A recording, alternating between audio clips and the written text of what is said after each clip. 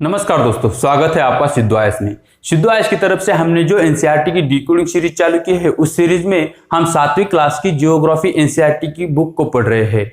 हमने इससे पहले जो पहला चैप्टर है एनवायरनमेंट, उसके बारे में इन डिटेल में पढ़ा है। तो आज के इस वीडियो में हम उसी बुक के दूसरे चैप्टर को पढ़ने जा रहे हैं। जो एनसीईआरटी 7वीं क्लास की एनसीईआरटी की जो बुक है, जो उसका दूसरा चैप्टर है, उसका नाम है इनसाइड ऑफ द अर्थ।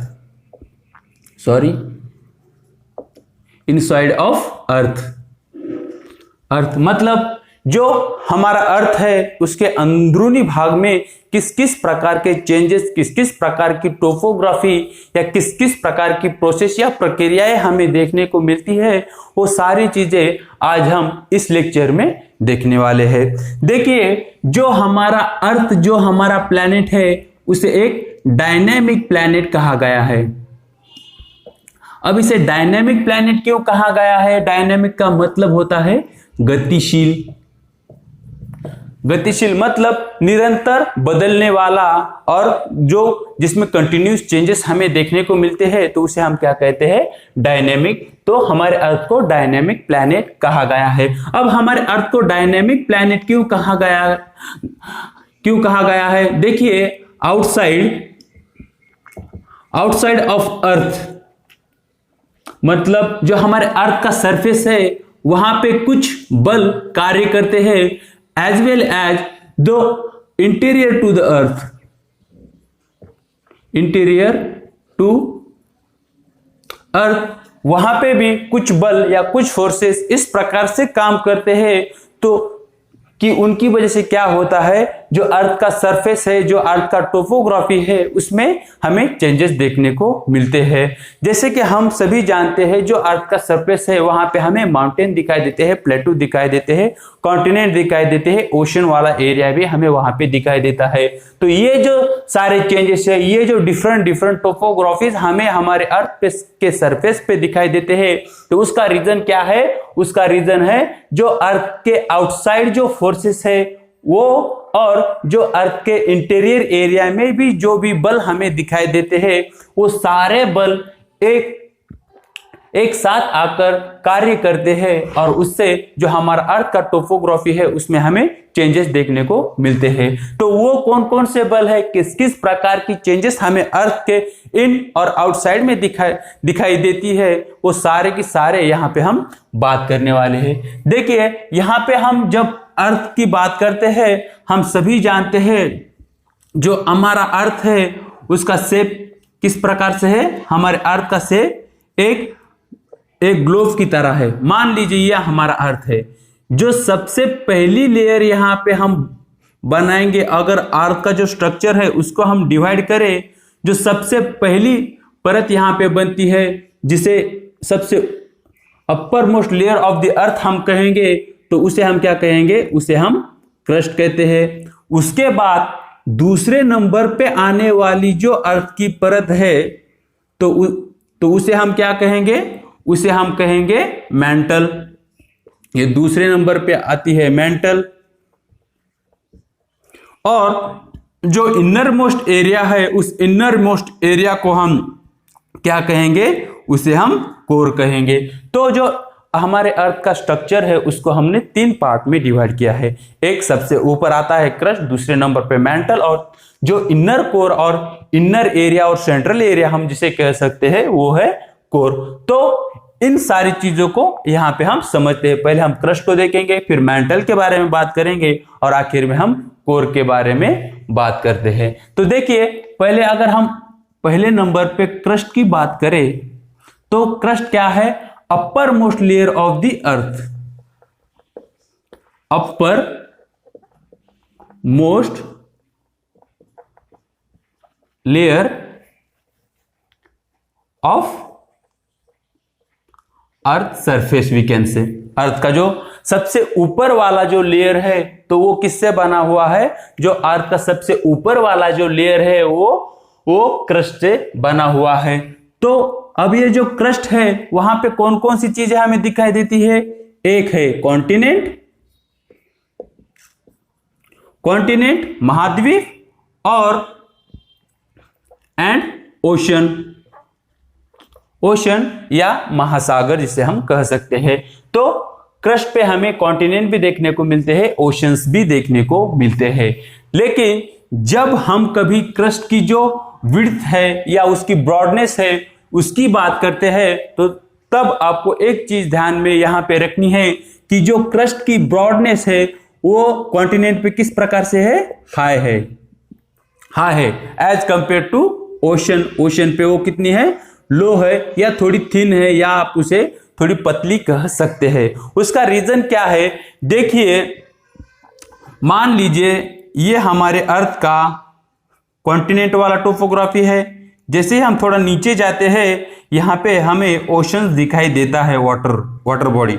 तो मान लीजिए अब इस प्रकार से अगर हम सबसे ऊपर की जो अर्थ की हमारी लेयर है जिसे हम क्रस्ट कहते हैं उसको ले ले तो देखिए यहाँ पे बनने वाली जो विड्थ है, यहाँ पे बनने वाली जो ब्रॉडनेस है वो जो समुद्र तल है वहां पे बनने वाली ब्रॉडनेस से कई अधिक या कई ज्यादा आपको दिखाई दे रही है। उसी समय अगर हमारे यहाँ प्लेन्स होते हैं, प्लेन्स जिसे हम मैदान कहते हैं, मैदान और प्लेटू इन दोनों के बीच में अगर हम कंपेयर करें तो जो हमारा क्रस्ट है उसकी ब्रॉडनेस हमें कहाँ ज्यादा देखने को मिलेगी, तो उसकी ब्रॉडनेस हमें प्लेटू पे देखने को ज्यादा मिलेगी। इन शॉर्ट आपको सिर्फ इतना ध्यान में रखना है, जो अर्थ का जो सरफेस है वहां पे जितनी हाइट पे जो भी चीज होगी या फिर वो प्लेटू होगा या माउंटेन होगा तो उस एरिया में जो क्रस्ट है उसकी ब्रॉडनेस ज्यादा रहेगी। तो इस प्रकार से हमने क्रस्ट के बारे में देखा कि कॉन्टिनेंट और ओशन ये दोनों की दोनों जो चीजें हैं वो हमें कहां पे मिलती है, वो हमें अर्थ का जो क्रस्ट है वहां पे देखने को मिलती है। देखिए जो कॉन्टिनेंट है वहां पे जो हमारा अर्थ है उसकी जो ब्रॉडनेस है, ब्रॉडनेस लगभग एन एवरेज वो हमें 35 किलोमीटर दिखाई देती है। उसी समय जो ओशन फुलर है वहां पे जो ब्रॉडनेस ऑफ द क्रस्ट वो कितनी है, वो लगभग 5 किलोमीटर एन एवरेज हम उसको दे सकते हैं। इसे हमने एवरेज के तौर पे लिया है, इसे एक साधारण रूप में लिया है, कई जगहों पे ये वेरी कर सकता है। तो जो कॉन्टिनेंट की ब्रॉडनेस है वो ज्यादा रहती है इन क्रस्ट में as compare to the ocean. इस चीज को आपको ध्यान में रखना है। अब देखिए जो कॉन्टिनेंट होते हैं वो कॉन्टिनेंट किससे बने हुए होते हैं। देखिए जो कॉन्टिनेंट वाला पार्ट होता है वो होता है सिलिका प्लस एल्यूमिनियम। सिलिका और एल्यूमिनियम ये जो दो धातु है या दो मिनरल्स है इनके द्वारा जो कॉन्टिनेंट का क्रस्ट है वो बनता है। और उसे ही मिलाकर एक मात्रा से अगर इसके हम पहले दो वर्ड को ले ले तो बनता है सियाल। जो कॉन्टिनेंट वाला पार्ट है तो उसे हम क्या कहते हैं, सियाल। उसे हम सियाल क्यों कहते हैं, क्योंकि जो कॉन्टिनेंट वाला पार्ट है उसमें सबसे ज्यादा मिलने वाला कौन से मिनरल है, एक है सिलिका और दूसरा है एल्यूमिनियम। तो दोनों को जो पहले दो वर्ड है उनको निकालकर हम क्या बनाते हैं, तो उसका नाम बनता है सियाल। तो इस चीज को आपको ध्यान में रखना है, इसे आप स्टार कर लीजिए, ये एक महत्वपूर्ण चीज है। उसी समय यहां पे जो ओशन है, ओशन का फुलर है या ओशन का बॉटम वाला एरिया है उसे हम क्या कहते हैं। देखिए ओशन का जो बॉटम वाला एरिया है वो किससे बना हुआ है, वो है सिलिका प्लस मैग्नीशियम।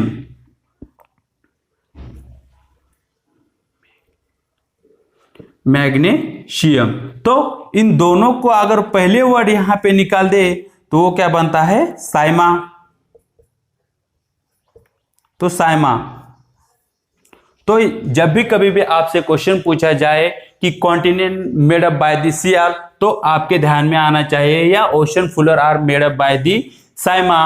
तो ओशन फुलर पे सबसे ज्यादा मिलने वाले मिनरल्स कौन से हैं, एक है सिलिका और दूसरा है मैग्नीशियम। वहीं पे कॉन्टिनेंट का जो एरिया है वहां पे सबसे ज्यादा मिलने वाले मिनरल्स कौन से हैं, वो है सिलिका और एल्यूमिनियम, उसके आधार पर ही उसे सियाल कहा जाता है, या जो ओशन वाला बॉटम का एरिया है उसे साइमा कहा जाता है। इन सारी चीजों को आपको ध्यान में रखना है। देखिए अब यहाँ पे जो हमने ये क्रस्ट का एरिया की जो हमने बात की, तो देखिए जो क्रस्ट का एरिया है, जो अगर हम इस पूरे अर्थ का वॉल्यूम ले ले, इस पूरे अर्थ का अगर पूरा एरिया हम ले ले, जो क्रस्ट का एरिया है वो इस एरिया से केवल 1% ही उसका वॉल्यूम को कवर करता है। मतलब जो ओवरऑल वॉल्यूम ऑफ द हमारे अर्थ का है उसमें से जो क्रस्ट का पार्ट कितना है, only 1% of area covered by the crust of the whole of the earth volume. So इस चीज को आपको अच्छी तरह से ध्यान में रखना है। अब दूसरी तरफ हम बात करेंगे मेंटल की। यहाँ पे क्रस्ट की हमने बात की, क्रस्ट क्या है, upper most layer of the earth surface है। वहां पे हमें कॉन्टिनेंट देखने को मिलते हैं, वहां पे हमें ओशन फुलर भी देखने को मिलते हैं। सियाल, साइमा, ये क्या चीजें हैं इनको भी हमने समझा। अब दूसरे नंबर पे हम देखते हैं मेंटल। देखिए मेंटल कौन सा एरिया है, मेंटल जो क्रस्ट के बाद में आने वाला जो एरिया है, या मेंटल कोर और क्रस्ट के बीच में जो एरिया आता है उसे क्या कहते हैं, मेंटल। तो मेंटल को कैसे कहेंगे, below area of crust.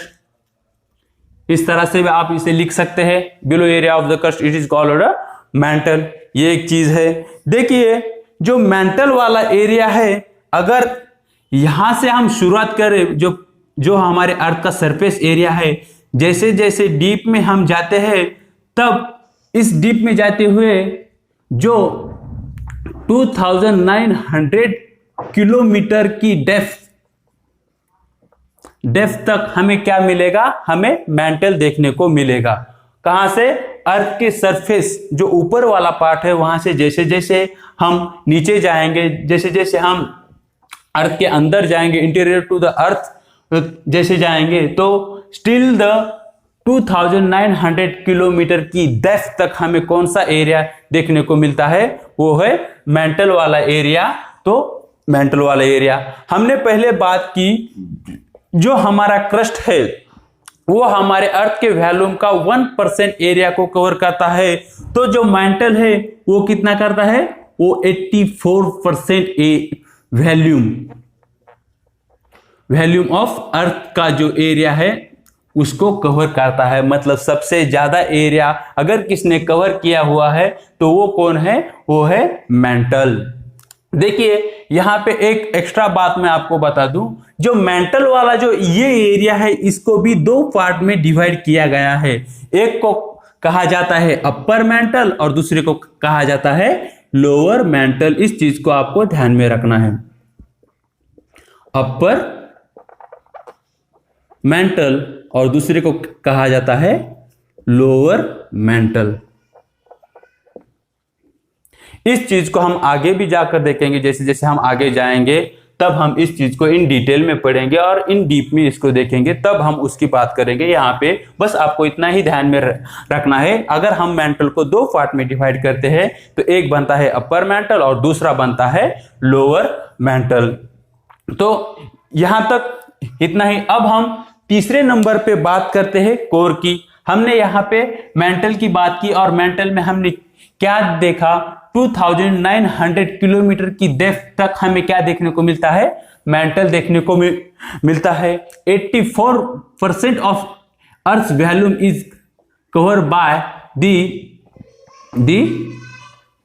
Mental. तो तीसरे नंबर पर हम बात करेंगे कोर एरिया की, मतलब सेंट्रल एरिया ऑफ द अर्थ। उसकी हम बात यहां पे करेंगे। इसे क्रस्ट कहेंगे, इसे मेंटल कहेंगे और इसे हम कोर कहेंगे, कोर एरिया जिसे हम कहेंगे। अब कोर एरिया की यहां पे हम बात करते हैं।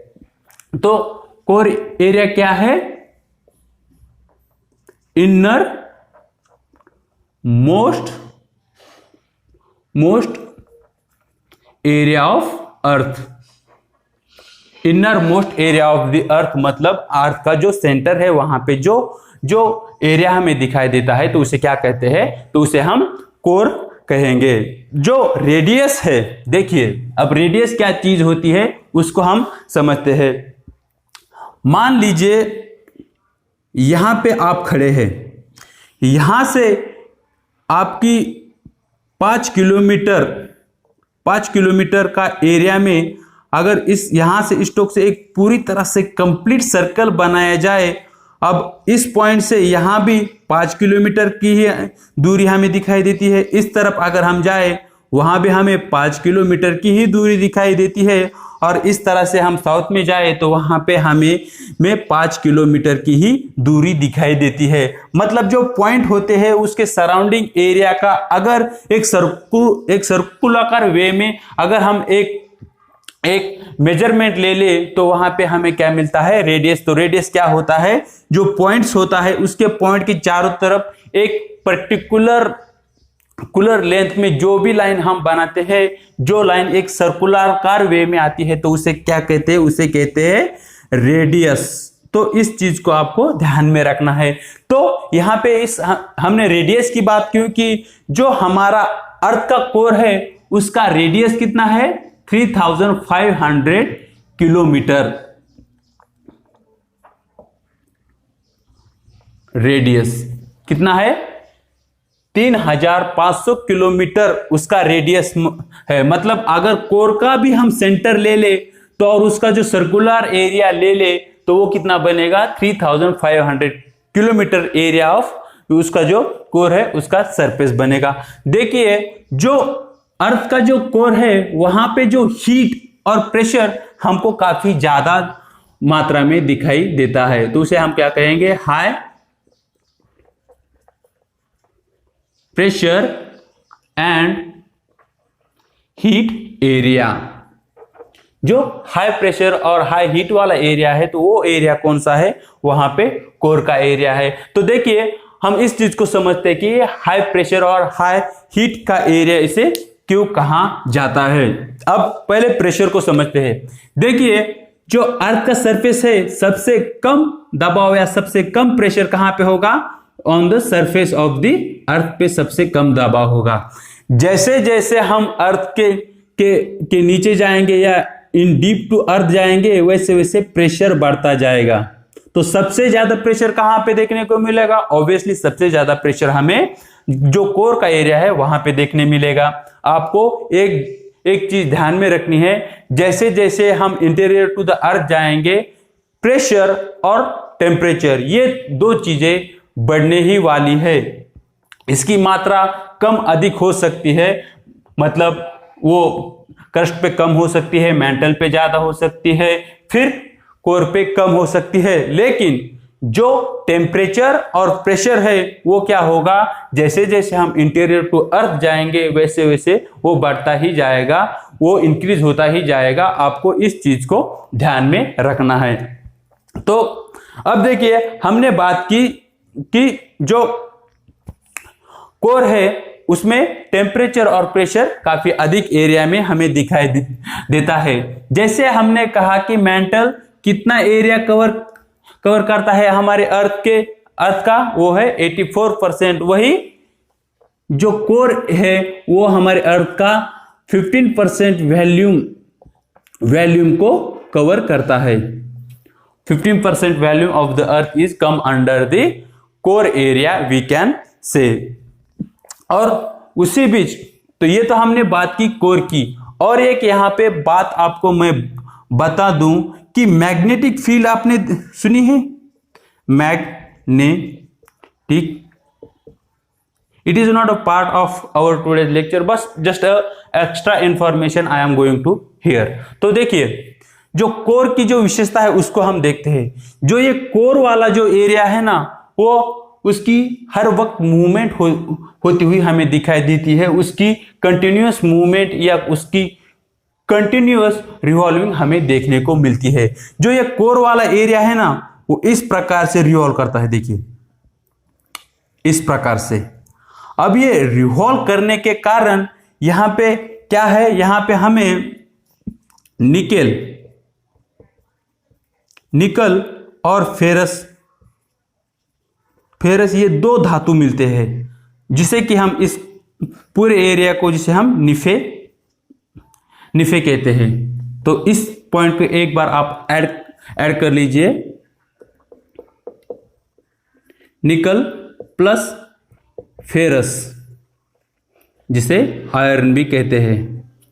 तो ये दो चीजें जो अर्थ का कोर एरिया है, ये दो मिनरल हमें अर्थ का जो कोर एरिया है वहां पे देखने को मिलते हैं, और इन दोनों को मिलाकर हमने इस एरिया को नाम दिया है निफे।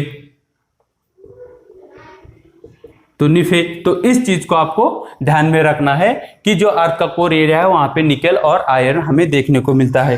अब जो निकल और आयरन है उनकी प्रॉपर्टीज क्या है, उनकी प्रॉपर्टीज अट्रैक्शन की है। देखिए अट्रैक्शन वाली उनकी प्रॉपर्टीज है।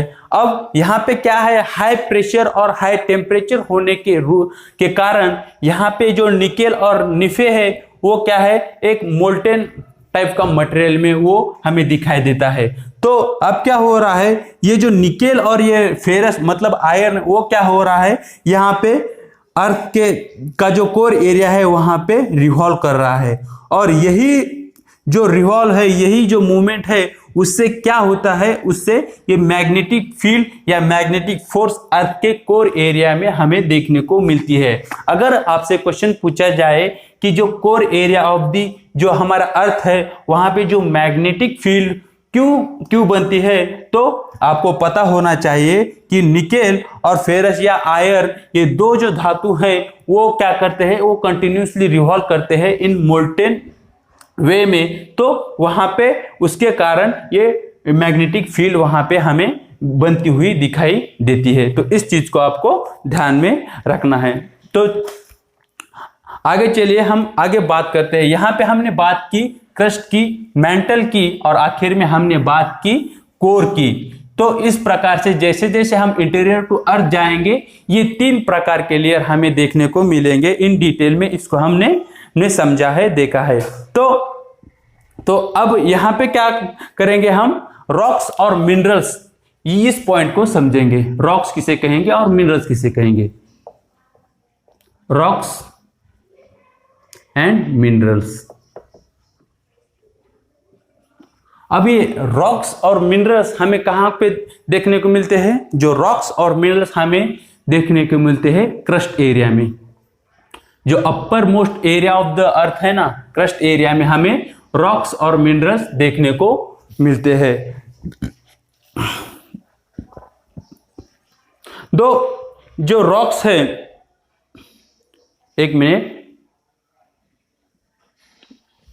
अब रॉक्स हम किसे कहेंगे, देखिए जो मिनरल्स होते हैं, अगर इस मिनरल्स का एक मास हम ले लें, मान लीजिए ये एक एरिया है, इस एरिया में हमें डिफरेंट टाइप के मिनरल्स या एक ही प्रकार के मिनरल्स इस प्रकार पे एक ही जगह पे देखने को मिलते हैं, और with the period of time इनमें क्या होती है, हार्डनेस आ जाती है, हार्डनेस आ जाती है।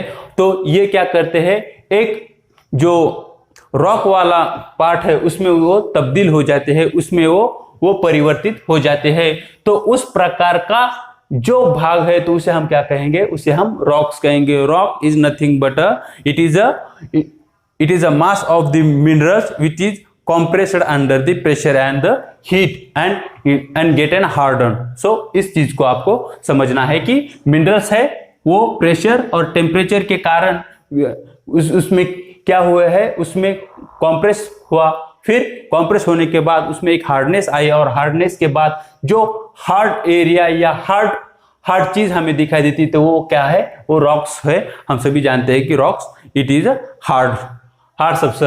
Hard area of our earth surface. तो इस प्रकार से उसको भी आपको देखना है। अब देखिए जो अर्थ जो रॉक्स है, वो रॉक्स के कुछ डिफरेंट टाइप्स होते हैं, या कुछ जो रॉक्स है उनको हम डिफरेंट तौर पे उसको हम डिवाइड कर सकते हैं कि different type of name we have given some rock. तो उसका रीजन क्या है, उसका बेस क्या है, तो उसका रीजन और उसका बेस है एक, तो जो वो है कलर, वो है कलर। देखिए कई प्रकार के रॉक होते हैं, कई ब्लैक होते हैं, there are some greenish, this type of rock we can see. So दूसरे नंबर पे उसका क्या होता है, उसका कंपोजिशन। तीसरे नंबर पे टेक्सचर, स्ट्रक्चर और कंपोजिशन और जो स्ट्रक्चर है वो एक ही चीज है, और साइज। जो रॉक को हम डिवाइड करते हैं वो 3 बेसिस पे करते हैं। वन है कलर उसका, दूसरा उसका साइज, और तीसरा है उसका स्ट्रक्चर, मतलब उसमें कौन कौन से घटक हमें देखने को मिलते हैं। साइज, वो किस साइज में और शेप में है ये चीज, और कलर वो किस कलर में है। इसके आधार पर हम क्या करते हैं, हम जो रॉक्स है उसको समझने की कोशिश करते हैं। देखिए हमारे यहाँ 3 मेन टाइप ऑफ रॉक देखने को मिलते हैं, उनको हम समझते हैं। तो यहाँ पे हमने बात की रॉक्स क्या होते हैं। It is nothing but the mass of the minerals which is compressed under the great heat as well as pressure, and they get hardened with the period of time. On that part we are calling it's a rock. So यहाँ पे 3 प्रकार के rocks हम देखने को देखेंगे। तो उसमें से पहला जो रॉक है उसे हम इग्नियस रॉक कहेंगे। इग्नियस रॉक, जिसे कि अग्निशैल ये भी हम हिंदी में कह सकते हैं। जो ये इग्नियस वर्ड है इसको अगर हम समझे तो हम इस इग्नियस रॉक क्या है इस चीज को हम आसानी से समझ सकते हैं। देखिए जो इग्नियस वर्ड है वो एक लैटिन वर्ड है। लैटिन वर्ड ये इतना महत्वपूर्ण नहीं है, फिर भी अगर हम इस वर्ड को समझ लेते हैं तो जो इग्नियस रॉक वाला प्रोसेस है उसको समझने में हमें आसानी होती है। लैटिन वर्ड इग्नियस उससे मिलकर उससे ये इग्नस इससे ये इग्नियस रॉक बनता है। तो इग्नियस का अर्थ क्या होता है, ये होता है फायर मतलब अग्नि, और उससे हमने क्या पाया, इग्नियस रॉक पाया। इग्नियस इस वर्ड का, इस रॉक का नाम हमने यहाँ पे पाया। अब इग्नियस रॉक की पूरी प्रोसेस को हम समझते हैं। जैसे हम इग्नियस रॉक की पूरी प्रोसेस को हम समझेंगे वैसे ही आपके ध्यान में आ जाएगा कि ये इग्नियस रॉक क्या होता है और इसमें कौन कौन से चीजें हमें दिखाई देती है। देखिए हमने यहाँ पे बात की कि ये अर्थ का क्रस्ट मान लीजिए, अर्थ का क्रस्ट, मेंटल और कोर एरिया की हमने बात की। ये जो है इसे हम क्रस्ट कहेंगे। उसके बाद आने वाला जो एरिया है वो क्या है, मेंटल। देखिए ये जो सारी चीजें है ये सारी चीजें एक दूसरे से इंटर रिलेटेड है, इंटरडिपेंडेंट है। मतलब अगर आप एक चीज को समझते हैं तो दूसरी चीज को समझने में आपको आसानी होगी। तो आपको क्या करना है, हर चीज को काफी बारीकी से इन डिटेल में उसे समझने की कोशिश करनी है। तभी आप जब से जैसे हम आगे जाएंगे तभी आप आगे की चीजें आपके लिए समझना आसान हो जाएगा। अब यहाँ पे क्या है, एक मोल्टेन मटेरियल होता है, जो मेंटल वाला एरिया होता है यहाँ पे मोल्टेन मटेरियल हमें देखने को मिलता है। अब ये मोल्टेन मटेरियल क्या होता है इसको जस्ट एक लाइन में हम समझते हैं। देखिए मोल्टेन एरिया क्या होता है, ये जो रॉक्स होते हैं ना, ये रॉक्स जब पिघलते हैं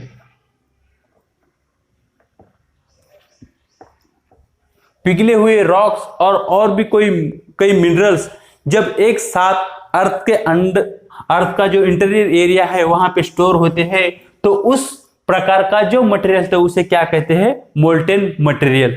हमने ये मोल्टेन मटेरियल क्यों बनता है हमने पहले ही बात की। जैसे ही हम इंटीरियर टू अर्थ जाएंगे वहां पे प्रेशर और हीट, ये 2 चीजें हमें देखने को मिलेगी, और इन 2 चीजों के कारण यहाँ पे जो भी सॉलिड टाइप में जो मटेरियल हमें दिखाई देता है, it is not in exactly solid form, it is in a molten form, in a some partially liquid form we can say, but it is a partial liquid forms. अब क्या होगा, देखिए यहां से ये जो मोल्टेन मटेरियल है, इस मोल्टेन मटेरियल को नाम दिया गया है मैग्मा।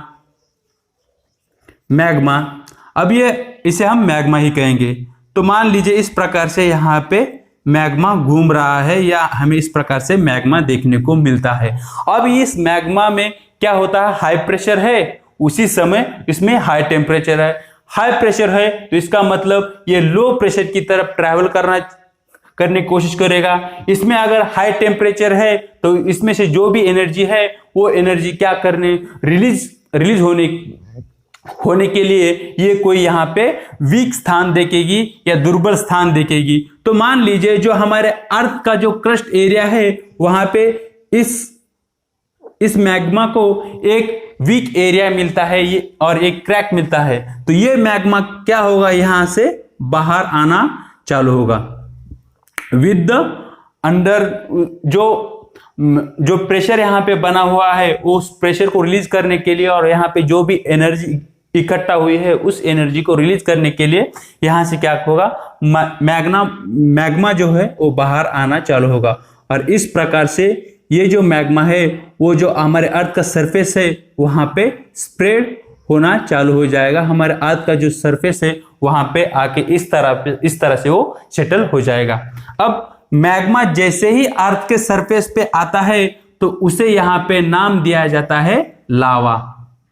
ये एक ही चीज है, मोल्टेन मटेरियल जो है उसे जब वो इंटीरियर टू अर्थ होता है उसे मैग्मा कहा जाता है और जैसे ही वो अर्थ के सरफेस पे आता है तो उसे लावा कहा जाता है। तो देखिए ये जो पूरा इग्नियस रॉक का प्रोसेस है उसको हम यहाँ पे समझने की कोशिश कर रहे हैं, उसको हम पूरी तरह से समझने की कोशिश कर रहे हैं। तो अब क्या होगा, अब यहाँ पे ये पूरी तरह से आ चुका है तो इसे क्या कहेंगे, तो इग्नियस रॉक का जो प्रोसेस है उसको हम देख रहे हैं। तो इस प्रकार से इग्नियस रॉक क्या होता है, हमारे अर्थ के सरफेस पे आता है। तो अब जो इग्नियस रॉक है उसके दो प्रकार होते हैं, उनको हम देखते हैं। देखिए यहां पे जो इग्नियस रॉक है उसके दो टाइप है। उसमें पहला जो टाइप है वो कौन सा है,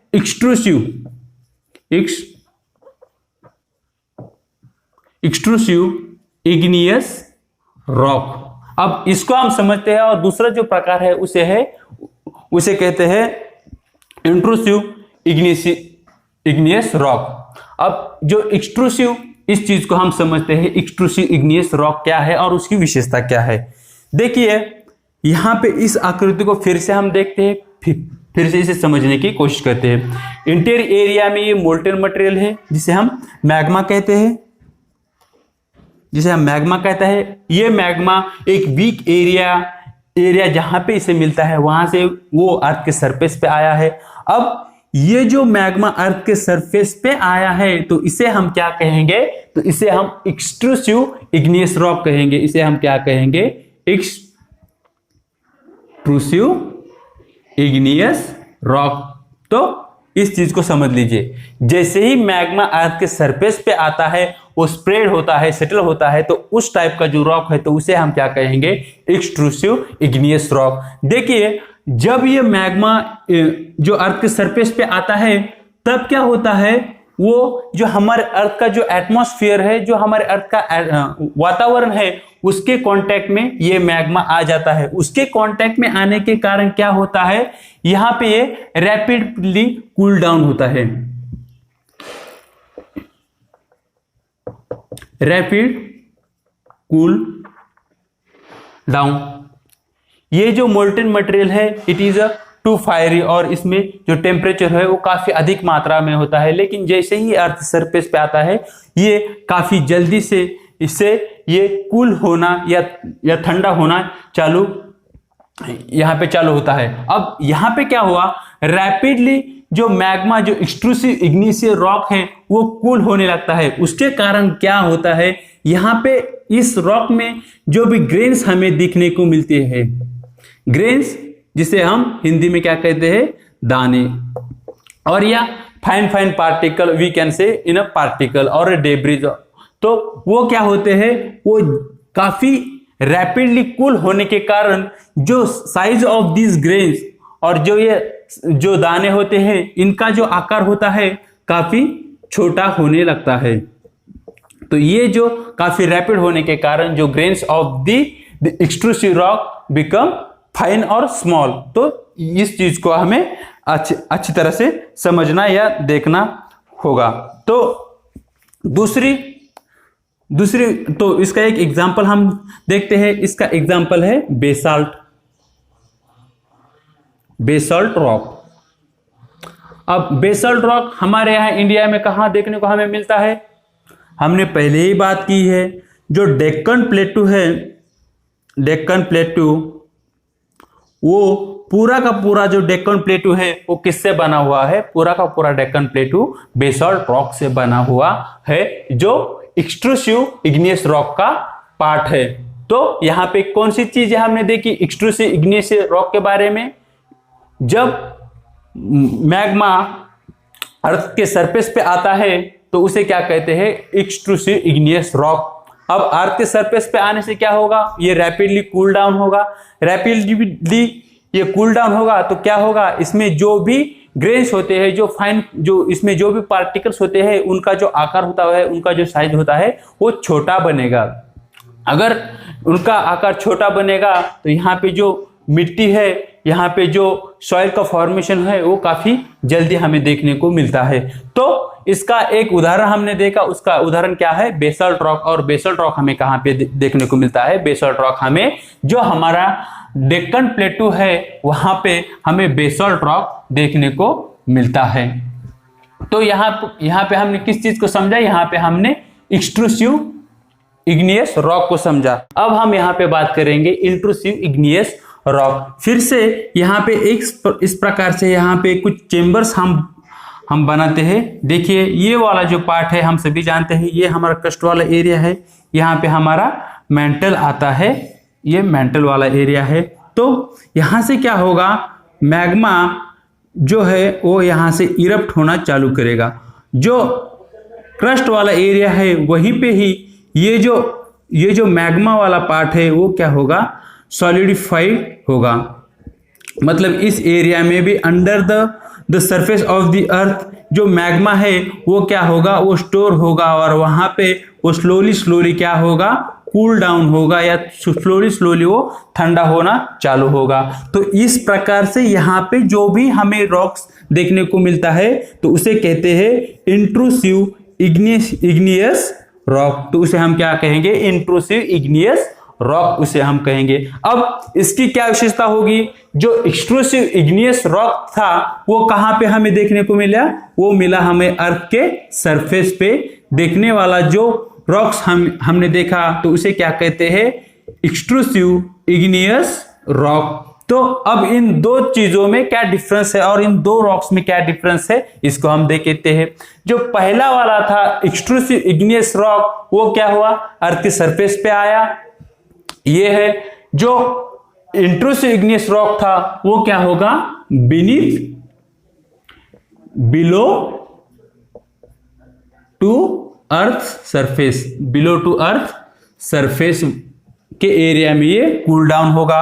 अब एक्सट्रूसिव जो इग्नियस रॉक है उसका क्या हुआ? वो जो हमारे अर्थ का एटमॉस्फेयर है उसके कांटेक्ट में एक्सट्रूसिव इग्नियस रॉक जब आता है तो उसका जो कूलिंग प्रोसेस है वो काफी स्पीडी होता है, काफी फास्ट होता है।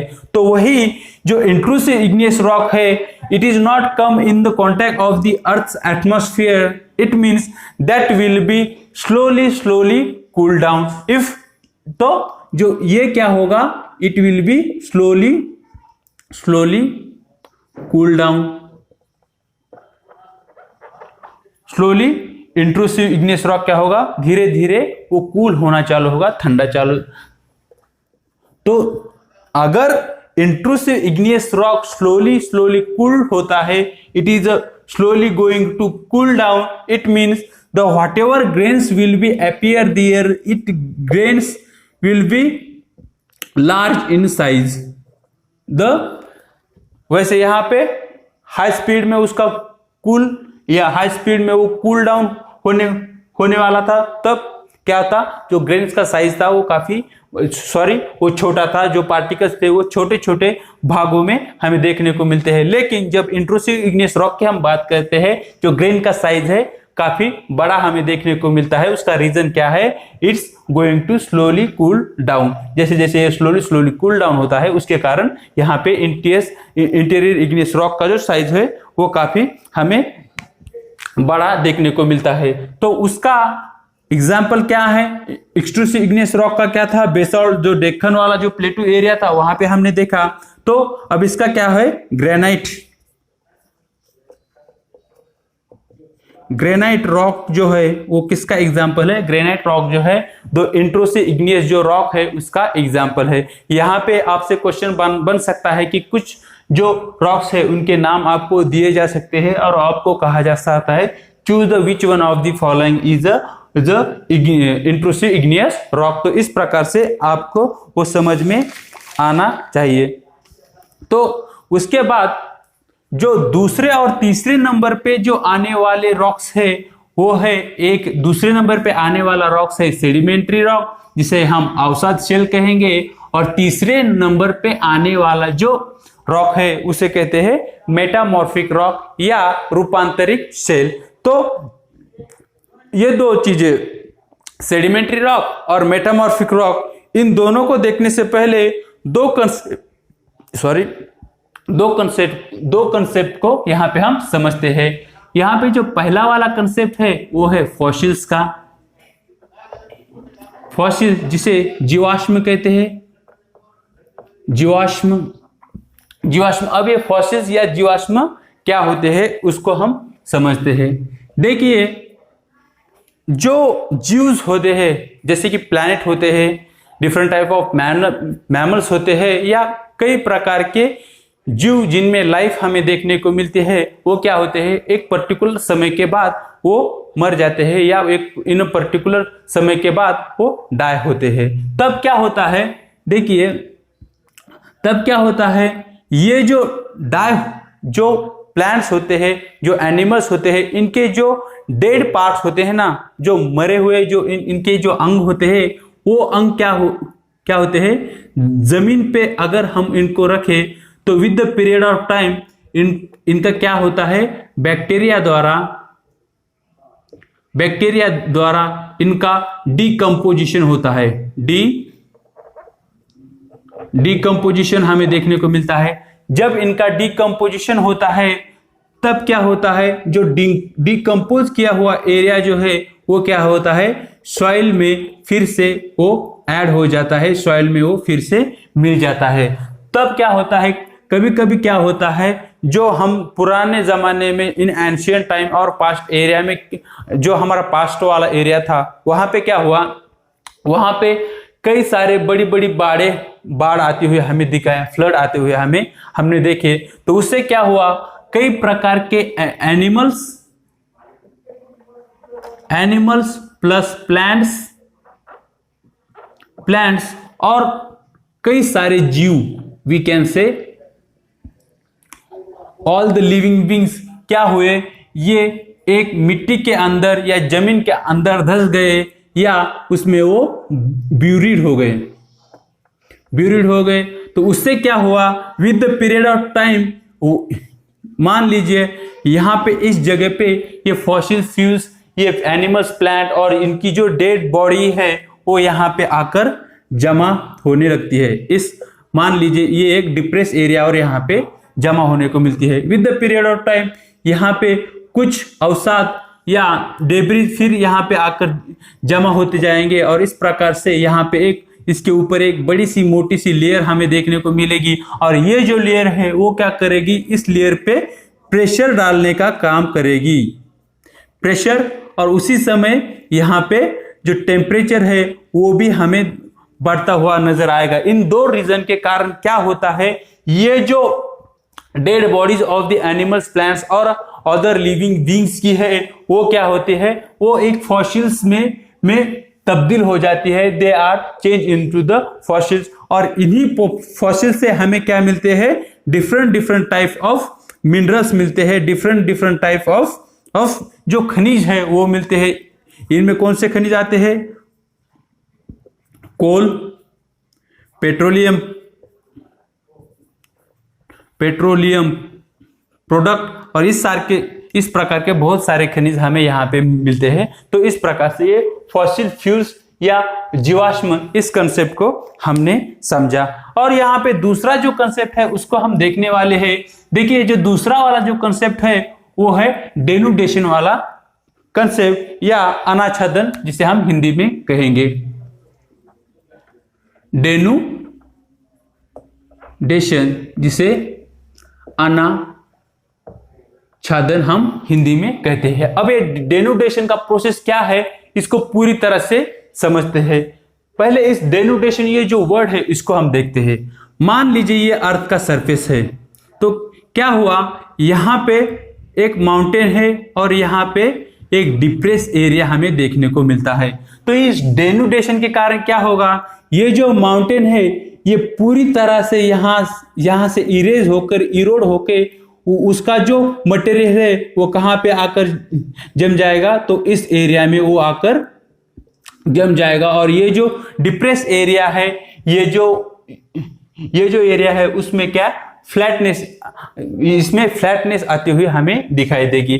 अगर जब ये एरिया फ्लैट बनता है तो यहाँ पे क्या हुआ, ये पूरा का पूरा एरिया फ्लैट हुआ। या क्या हो सकता है, यहाँ पे फिर से इस प्रकार से एक माउंटेन बन सकता है जहां पे पहले डिप्रेस एरिया था, तो और माउंटेन की जगह पे हमें फिर से एक डिप्रेस एरिया देखने को मिल सकता है। तो इस प्रकार के जो अर्थ के सरफेस पे चेंजेस आते हैं और जिस प्रोसेस के अंतर्गत ये चेंजेस आते हैं उस प्रोसेस को कहा जाता है डेनुडेशन वाला प्रोसेस। अब ये डेनुडेशन वाला प्रोसेस 3 कारणों से होता है, तो उसको हम देखते हैं। पहला है वेदरिंग,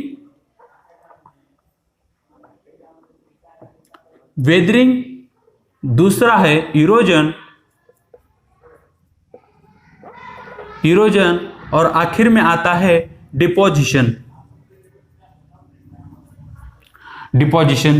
अब ये वेदरिंग, इरोजन और डिपोजिशन, इसको हम समझते हैं।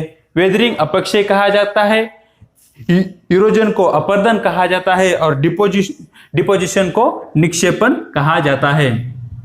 अपक्षय, अपर्दन और निक्षेपण।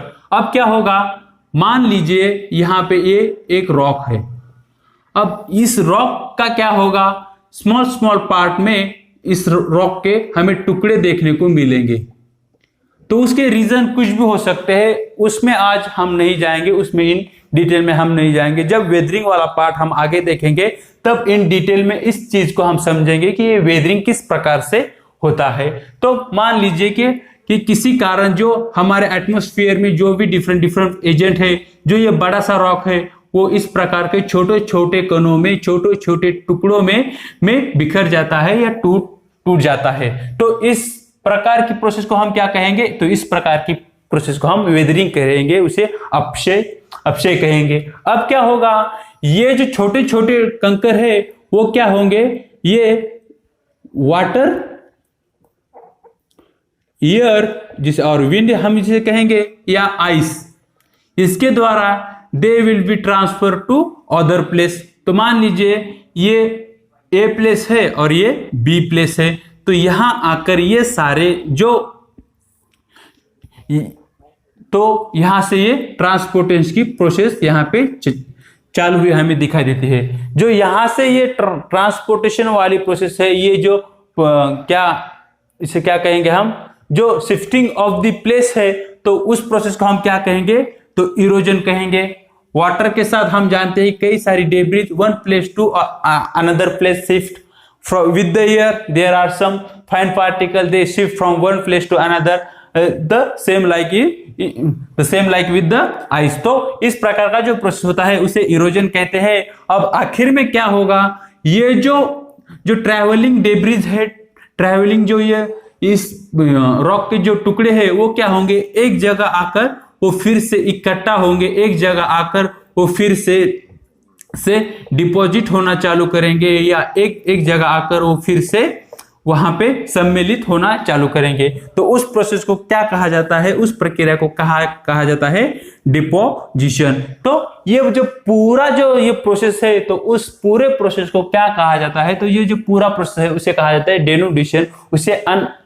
उसे क्या कहा जाता है, अनाच्छादन। देखिए पहले रॉक था, फिर वो ब्रेक हुआ, उसके छोटे छोटे टुकड़े हुए, उन टुकड़ों को क्या हुआ, वाटर, विंड और आइस के द्वारा उनका ट्रांसफर हुआ, और वो ट्रांसफर एक जगह पे हुआ जहां पे उनका डिपोजिशन हुआ। और अब क्या होगा, यहां पे जो with the period of time क्या होगा, यहां पे कॉम्प्रेस होगा। कॉम्प्रेशन मतलब इसको कॉम्पैक्ट किया जाएगा। कॉम्पैक्ट होने के कारण क्या होगा, इसमें फिर से हार्डनेस हमें देखने को मिलेगी, और हार्डनेस आने से ये फिर से रॉक में तब्दील हो जाएगा, इन सेल में ये बदल जाएगा, और फिर से इसकी वेदरिंग, इरोजन और डिपोजिशन, इस प्रकार से ये साइकिल चलता जाएगा। और ये जो पूरा साइकिल है, जो ये पूरा प्रोसेस है, उसे क्या कहा जाता है, डेनुडेशन, जिसे अनाच्छादन कहा जाता है। जो टोपोग्राफी है उसको बिगाड़ने का, बनाने का, फिर बिगाड़ने का, बनाने का काम अगर किस प्रोसेस से होता है तो वो है डेनुडेशन या अनाच्छादन की प्रोसेस।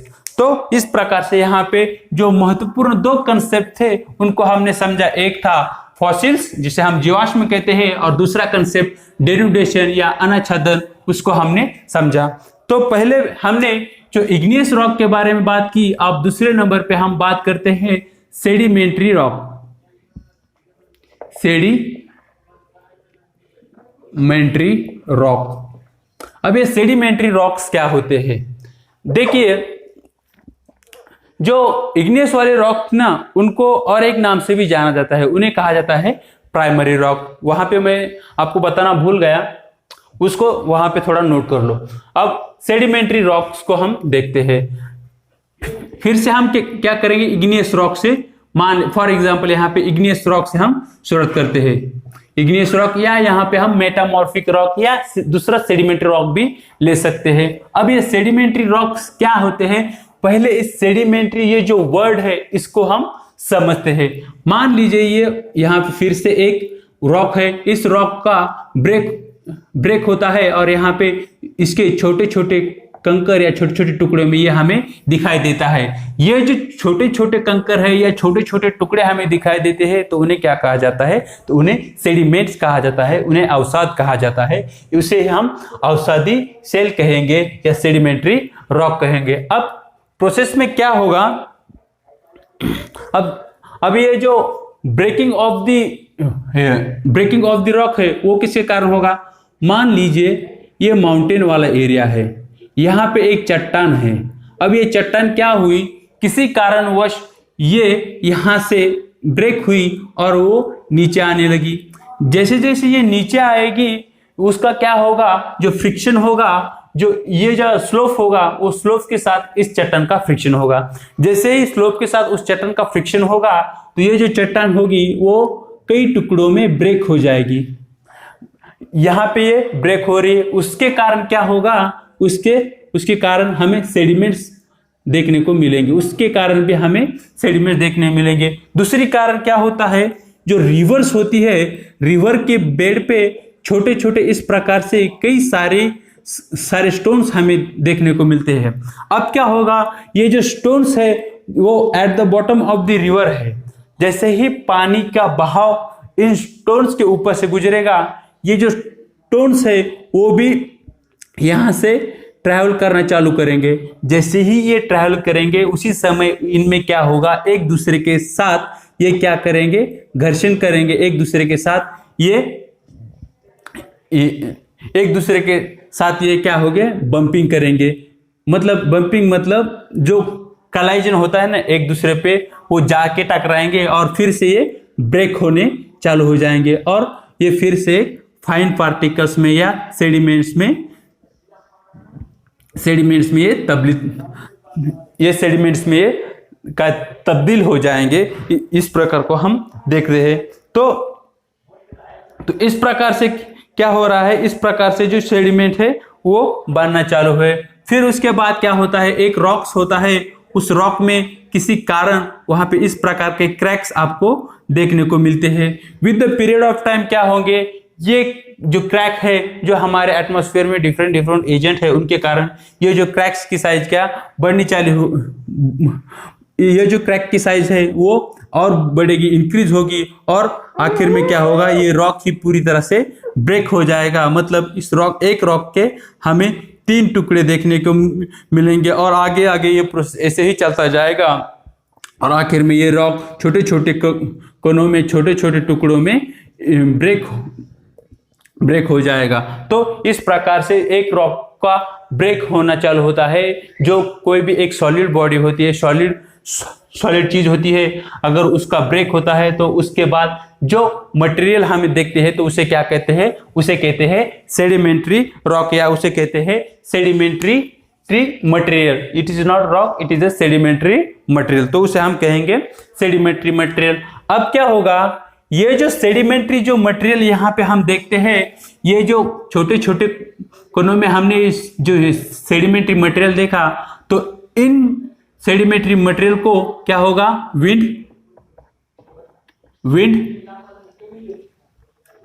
वाटर एंड आइस, इनके द्वारा क्या होगा, ये सेडिमेंट्री मटेरियल क्या होगा, एक समतल जगह पे आके डिपॉजिट होना चालू कर देगा। जैसे हमने वो डिपोजिशन वाला प्रोसेस देखा ना, उसी प्रकार से ये क्या होगा, यहाँ पे डिपॉजिट होना चालू कर देगा। जैसे जैसे ये यहाँ पे डिपॉजिट होगा तो इसके साथ क्या होगा, इसके साथ कुछ मिनरल्स भी आएंगे, इसके साथ मिनरल्स, कैल्शियम, मैग्नीशियम और इस प्रकार के जो मिनरल्स है वो भी आएंगे, और ये जो मिनरल्स है इनके बीच इस प्रकार से जम जाएंगे। उसके बाद जो डेड प्लांट है,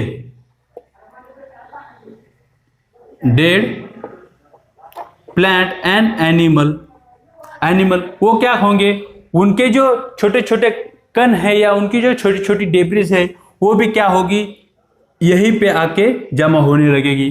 तो इसमें क्या होगा, एक प्रकार से इस केमिकल के बीच और ये मिट्टी के बीच या ये डेड प्लांट्स है, इनमें एक प्रकार से एक केमिकल रिएक्शन होगा,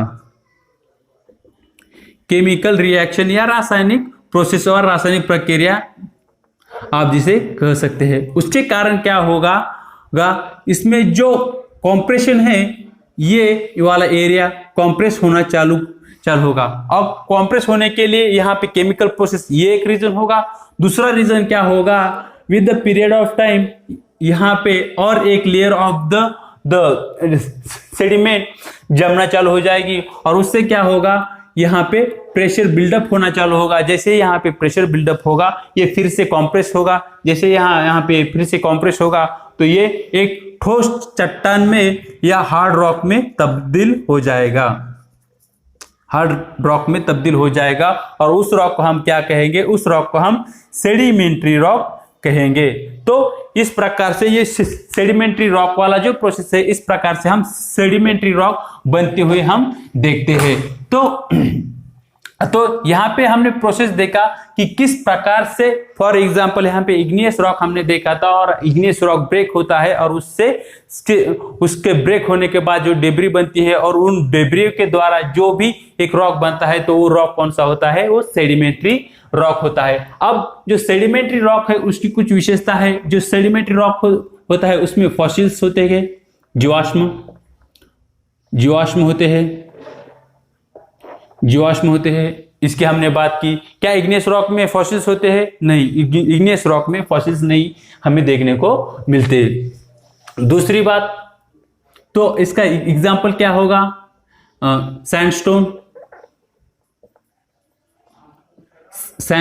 इसका क्या होगा, एग्जाम्पल होगा सेडिमेंट्री रॉक का सैंडस्टोन एक एग्जाम्पल हम यहाँ पे देखते हैं। तो आगे अब हम यहाँ पे बात करते हैं मेटामॉर्फिक रॉक की। यहाँ पे हमने बात की सेडिमेंट्री रॉक की, यहाँ पे हम तीसरे नंबर पर बात करते हैं मेटामॉर्फिक रॉक, जिसे हम रूपांतरित शेल कह सकते हैं,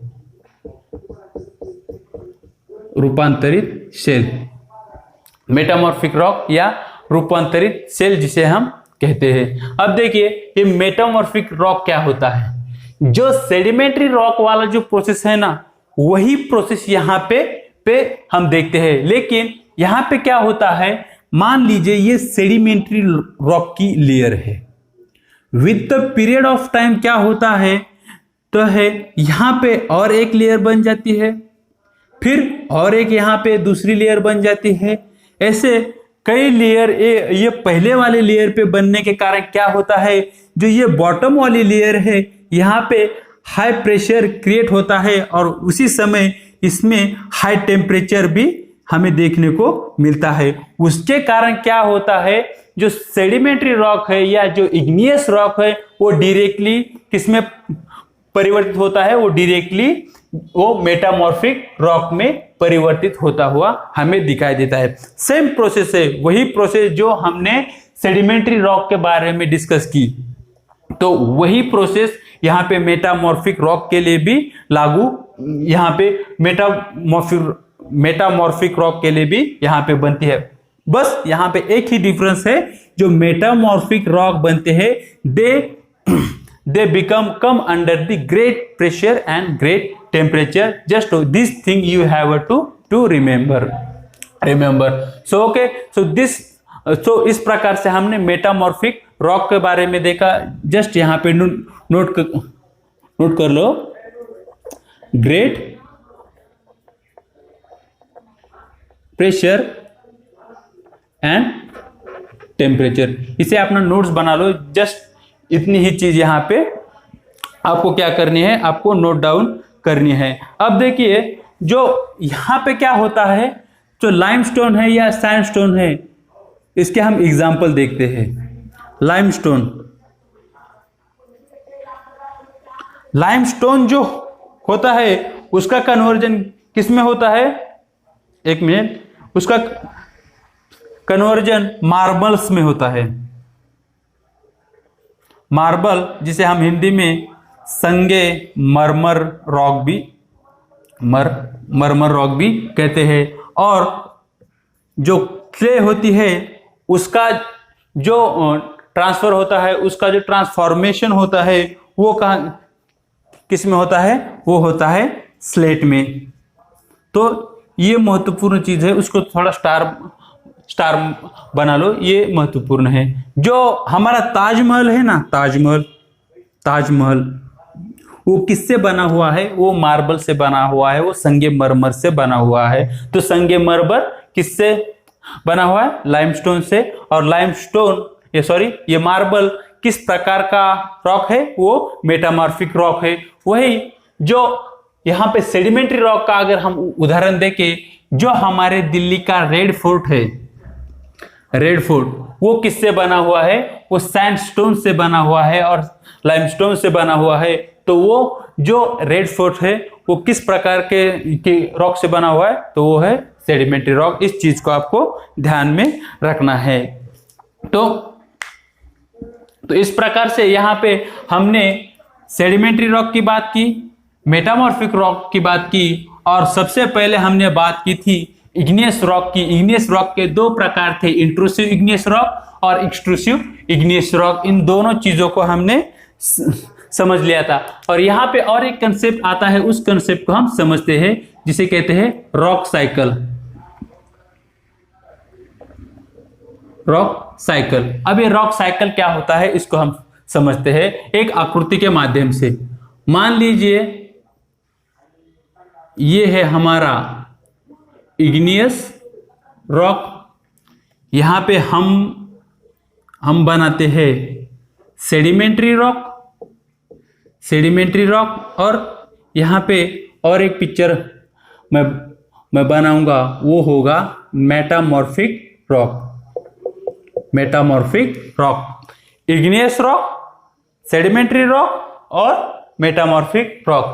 क्या हुआ, अब सेडिमेंट्री रॉक कैसे बनता है, मान लीजिए ये इग्नियस रॉक है, जिसे हम क्या कहते हैं, प्राइमरी रॉक कहते हैं, प्राइमरी रॉक। इस चीज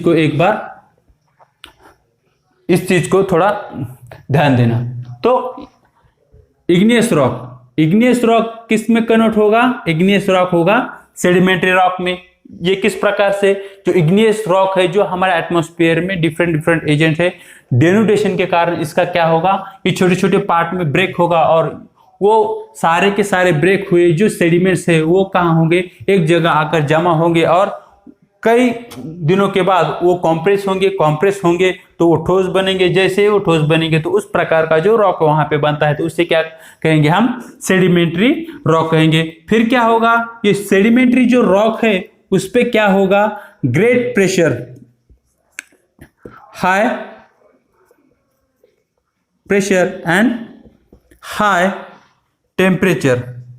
under the high pressure and high temperature ये जो सेडिमेंट्री वाला जो रॉक है वो किस में कन्वर्ट होगा, तो वो बनेगा मेटामॉर्फिक रॉक। तो इस प्रकार से ये प्रोसेस चलता जाएगा। तो यहां पे इसी प्रकार से और इसी पर्टिकुलर वे में ये प्रोसेस होता है क्या, नहीं। यहां पे क्या हो सकता है, जो इग्नियस रॉक है वो directly can be convert into the metamorphic rock. ये भी हो सकता है, किसी कारण क्या हो सकता है, जो इग्नियस रॉक है वो ब्रेक होगा, ब्रेक होने के बाद जहां पे भी ये डिपॉजिट होगा वहां पे हाई प्रेशर और ग्रेट और हाई टेम्परेचर के कारण ये सीधे तौर पे सीधा मेटामॉर्फिक रॉक बन जाएगा। या फिर से यहाँ पे ये ब्रेक होगा, ये मेटामॉर्फिक रॉक जो है वो फिर से ब्रेक होगा और it is also convert into the sedimentary rock. देखिए यहां से हम क्लॉकवाइज, यहां से हमने क्लॉकवाइज देगा, अब एंटी क्लॉकवाइज जाते हुए भी वही प्रोसेस है। तो इस प्रकार से, या फिर ये जो सेडिमेंट्री रॉक है फिर से इग्नियस रॉक में तब्दील हो जाएगा।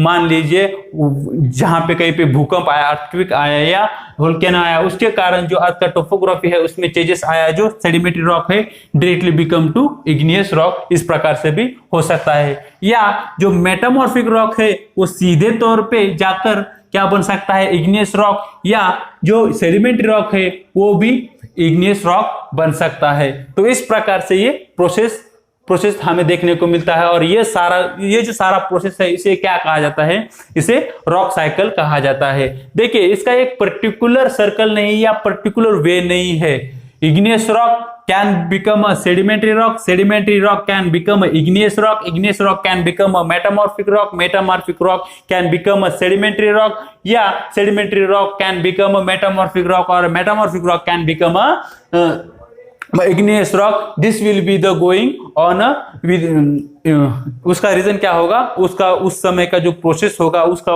उस प्रोसेस के कारण और उस सिचुएशन के कारण इसमें ये डिफरेंस हमें आते हुए दिखाई देते हैं। देखिए तो यहाँ पे हमने जो ये रॉक साइकिल है उसको समझा। अब हम बात करेंगे मिनरल्स की। सबसे पहले हमने बात की रॉक्स की, कि रॉक क्या होते हैं, जो रॉक क्या होते हैं, जो मिनरल्स होते हैं उनका जो एक प्रकार से मास जम जाता है, और वो मास, उस मास को क्या कहते हैं हम, उस मास को हम रॉक कहते हैं। अब यहाँ पे हम बात करेंगे मिनरल्स की हम बात करते हुए क्या करेंगे, मिनरल्स क्या है, एक नेचुरली अकोरिंग सब्सटेंसेस है, नेचुरली अकोरिंग सब्सटेंसेस,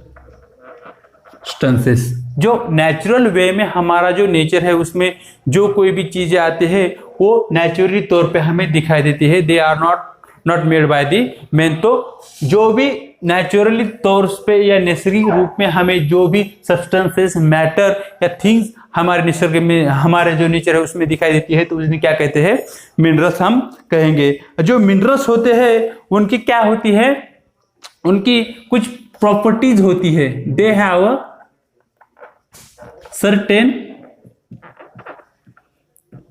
फिजिकल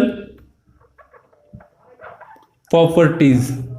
अब ये सर्टेन फिजिकल प्रॉपर्टी क्या होता है, जो उसका साइज होता है, शेप होता है, या जो उसका कंटेंट होता है वो क्या होता है, वो सर्टेन होता है, वो स्पेसिफिक होता है। तो उस चीज को हम क्या कहेंगे, they minerals they have a certain physical properties, और दे हैव अ, लास्ट में क्या होगा, they have a definite,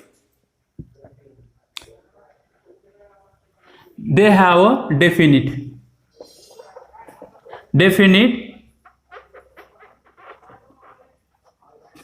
chemical composition। तो मिनरल्स की तीन विशेषता है, एक they are naturally occurring substances in the nature, second they have a certain physical properties, and the last तीसरे नंबर पे क्या है, वो है definite, they have a definite chemical composition। मतलब डिफरेंट डिफरेंट टाइप के जो केमिकल्स होते हैं वो किसी एक मिनरल्स में उनकी जो मात्रा होती है वो विशेष होती है, या उसकी जो मात्रा होती है सही मात्रा में होती है, तो उसे क्या कहेंगे, डेफिनेट केमिकल कंपोजिशन। तो ये जो सारी चीजें जिस किसी भी सब्सटेंस में हम देखते हैं तो उन्हें क्या कहा जाता है, उन्हें कहा जाता है मिनरल। तो इस प्रकार से दोस्तों यहाँ पे हम जो आज का वीडियो है उसको खत्म करने जा रहे हैं। तो उससे पहले एक बात थोड़ा बता दूं, जो मिनरल्स होते हैं, मिनरल्स क्या हमारे लिए क्या यूज है। देखिए हमारे यहाँ फ्यूल्स और इंडस्ट्री, इन दो चीजों के लिए मिनरल्स का काफी महत्व है। हम सभी जानते हैं फ्यूल्स में क्या आता है, कोयला, पेट्रोलियम प्रोडक्ट, ये सारी चीजें आते हैं। इंडस्ट्री में क्या आता है, मैग्नीशियम, एल्यूमिनियम, कोयला आता है, आयरन आता है, ये सारी चीजें they are part of the minerals. तो इस प्रकार से दोस्तों जो एनसीईआरटी 7वीं क्लास की ज्योग्राफी की बुक है उसके दूसरे चैप्टर को हमने इन डिटेल में पढ़ा है। देखिए यहाँ पे प्रॉब्लम क्या आ रहा है, जो वीडियो का लेंथ है वो वीडियो का लेंथ काफी बढ़ रहा है। लगभग हर एक चैप्टर का जो वीडियो है लगभग 1 घंटे का, 1 आवर का हमारा 1 घंटे का होता है। तो उससे क्या हो रहा है, जो इस प्रकार के जो वीडियो होते हैं वो देखने में लगभग थोड़े बोरिंग ही होते हैं। लेकिन क्या है, अगर यहाँ पे मैं छोटे वीडियो बना दूं तो उसमें क्या होगा, जिस प्रकार से मैं यहाँ पे आपको बता रहा हूँ, जिस प्रकार से यहाँ पे डिफरेंट डिफरेंट टाइप के एग्जाम्पल और बोर्ड का यूज करके आपको जो चीजें हैं, जो कंसेप्ट है वो आपको समझा पा रहा हूँ, वो मैं छोटे वीडियो में समझा नहीं पाऊंगा। देखिए जो वीडियो हम देख रहे हैं जो 1 घंटे का होता है वो काफी बोरिंग होता है, ये तो मैं मानता हूं। लेकिन मैं क्या कर सकता हूं, वैसे तो मैं ये जो पूरा चैप्टर है वो 15 या 20 मिनट में भी खत्म कर सकता हूं, लेकिन उसका कोई मतलब नहीं बनता, क्योंकि एनसीईआरटी को समझना है तो उसको काफी डिटेल में समझना होगा हमें। क्योंकि एनसीईआरटी को कहा ही गया है कि बेसिक बुक, बेसिक, अगर हमारा बेसिक ही अच्छी तरह से ना हो तो हम आगे कैसे बढ़ेंगे। तो अगर यहाँ पे हम थोड़ा टाइम दे, माना कि थोड़ा बोर हो रहा है, लेकिन अब क्या करें, पढ़ाई है, बोरिंग ही है, उसमें किसी को मजा नहीं आता, और ये थोड़े दिनों के लिए है। एक बार से आपका पोस्ट निकल जाएगा, एक बार से आप रैंक में आ जाओगे तो आपको फिर से देखने की जरूरत नहीं है। रैंक में आने के लिए और जल्दी से जल्दी हमें अपनी पोस्ट को एक्योर करने के लिए इस प्रकार के वीडियो देखने होते हैं, और इस प्रकार के जो लेक्चर होते हैं उनको अटेंड करना जरूरी होता है। देखिए अगर वीडियो की लेंथ अगर मैं छोटी कर दूं तो इस प्रकार से हर कोई की कंसेप्ट, हर कोई की डाटा और हर कोई कीवर्ड को इन डिटेल में मैं पढ़ा नहीं पाऊंगा। अगर ऐसा मैं ना करूं तो आगे आने वाले समय में जो है, जैसे जैसे हम आगे जाएंगे तब आपको क्या होगा, जो आगे जैसे डीप में हम जाएंगे तब इन डिटेल में आपको समझने में काफी मुश्किल होगी। तो यहाँ पे मान लीजिए, जाने दीजिए, थोड़ी वीडियो की जो लेंथ है वो काफी बढ़ रही है, लेकिन ये आगे चलकर आपके लिए काफी यूजफुल रहेगी। तो वीडियो की लेंथ का इश्यू नहीं है, आपको क्या करना है, थोड़ा आराम से देखो। दिन में 2-3 वीडियो देखने से आप एक ही वीडियो देख लो, एक ही बार उस टॉपिक को पूरी तरह से कवर कर लो, तो दूसरी बार आपको कोई दिक्कत नहीं आएगी। तो यहाँ पे क्या किया, यहाँ पे हमने जो एनसीईआरटी दूसरी क्लास की जो एनसीईआरटी 7वीं क्लास की ज्योग्राफी की बुक है उसके दूसरे चैप्टर को इन डिटेल में पढ़ा है। अगर वीडियो आपको अच्छा लगे तो प्लीज इसे लाइक करो, शेयर करो और कमेंट भी करो, और ना भूलकर हमारे चैनल को सब्सक्राइब करो। तब तक के लिए मैं इजाजत लेता हूं, मिलते हैं अगले वीडियो में।